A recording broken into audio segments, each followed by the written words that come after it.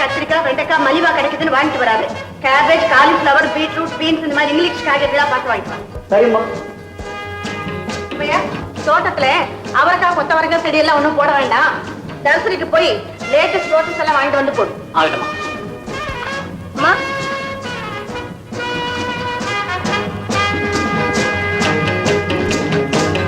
Susheela, காஃபில sugar அதிகமா இருக்கு, சமையல்காரனை கொஞ்சம் கவனி. சரிமா? ஹாய், இந்த ரவுண்டுக்குள்ளே எல்லா குள்ளையும் போட்டீங்களே, வெரி குட். அந்த வீட்டுல முடியவே முடியாதுன்னு சொன்னியே, ஞாபகம் இருக்கா? முயற்சி பண்ணி எல்லாத்தையும் போட்டேன். சரி, உங்க அண்ணன் காஃபி சாப்பிட்டாரா? கொடுக்க போறேன், நானே கொண்டு போய் தரேன்.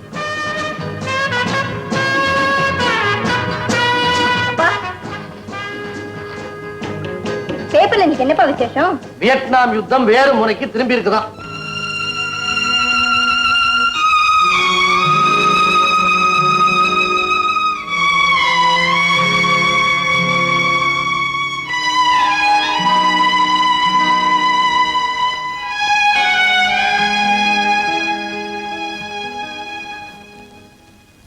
ஏங்க, இந்த வீட்டுல எல்லாரும் எல்லா சௌகரியத்தோடவும் வாழும்போது நீங்க மட்டும் ஏன் இப்படி ஒதுங்கி வாழறீங்க?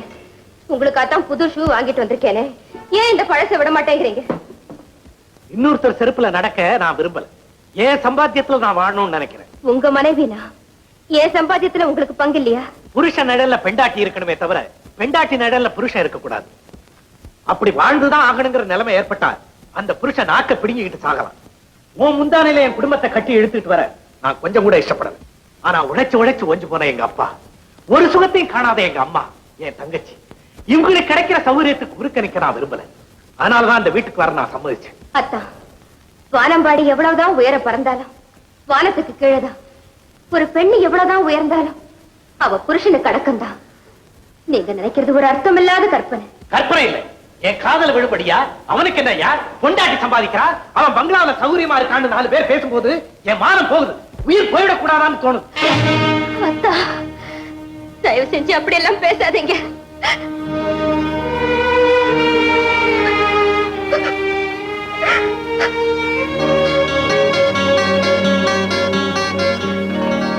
என்னம்மா? ஒண்ணு இல்ல மாமா, நான் எல்லாத்தையும் கேட்டுட்டு தான் இருந்தேன். உன் வளர்ச்சி அவனுக்கு பிடிக்கல. நேத்து இல்லம்மா, சின்ன பிள்ளையா இருந்த போதே அவனுக்கு இப்படி ஒரு மனநிலை உண்டு. பள்ளிக்கூடத்தில் படிக்கும் போது எல்லா பரீட்சையிலும் இவன் தான் முதல் மார்க் வாங்குவான். ஒரு தடவை இவன் ஃப்ரெண்டு முதல் மார்க் வாங்கிட்டான். அதுல இருந்து இவன் அவன் கூட பேசுறதே நிறுத்திட்டாமா. இன்னொரு பெரிய வேடிக்கை தெரியுமா? என்ன மாமா? இவன் சின்ன பையனா இருந்த போது எங்க வீட்டுக்கு பக்கத்து வீட்டுல இவன் வயசுலயே ஒரு பையன் இருந்தான். அவன் கூட இவன் சரியா பேசுறது இல்ல, பழகிறது இல்ல, விளையாடுறது இல்ல. ஏன்டான்னு கேட்டா, அந்த பையன் என்னை விட ஒரு அங்கலம் உயரமா இருக்கிறான், அவன் பக்கத்துல நான் நின்னா குட்டையா தெரிகிறேன்னு சொன்னான். அப்படி ஒரு தாழ்வு மனப்பான்மை இவன் கூட பிறந்த பலவீனம்மா. சின்ன வயசுல வேணா அது விளையாட்டா இருக்கலாம், ஆனா இப்போ அது விபரீதமா போயிடுமோன்னு எனக்கு பயமா இருக்கு மாமா. அவரை மாதிரியே நீங்களும் என்ன தவறா நினைச்சு. ராதா, நீயும் மோகன் என்னுடைய 2 கண்கள் மாதிரி.